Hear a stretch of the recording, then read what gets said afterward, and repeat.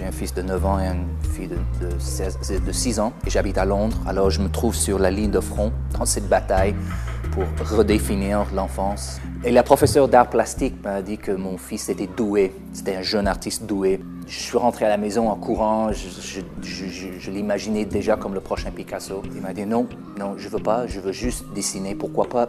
Pourquoi je ne peux pas juste dessiner? Et pourquoi les grands doivent toujours prendre contrôle de tout?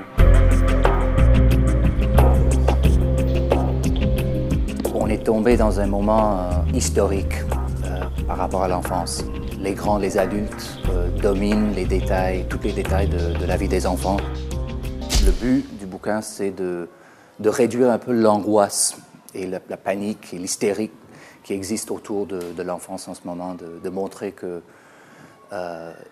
y a une autre manière de gérer les enfants. Il faut trouver une relation nouvelle entre les parents et les jeunes, les enfants, parce qu'on peut apprendre des enfants surtout sur le champ de la technologie.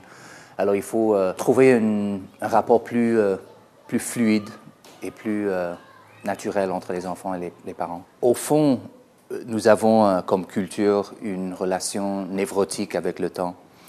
Et cette relation a contaminé notre attitude envers les enfants. Je crois qu'il y a beaucoup de facteurs qui ont créé cette culture du temps, cette culture névrotique du temps. Il y a la technologie qui nous permet de faire des choses de plus en plus rapidement, le monde du travail qui nous pousse à faire avec des deadlines de plus en plus serrés. Il y a aussi l'explosion de cette culture de la consommation. Le monde est plein de produits, d'expériences qu'on veut, et on le veut tout. Et ça nous pousse à nous accélérer. Et la vitesse nous fait plus de mal que de bien en ce moment. Parce qu'on est devenus, au fond, des accros de la vitesse. Et c'est une question d'accepter que la vitesse est quelque chose de positif, mais aussi que la lenteur peut apporter beaucoup de choses positives aussi. Mais en ce moment, comme parents, on a perdu un peu nos coordonnées.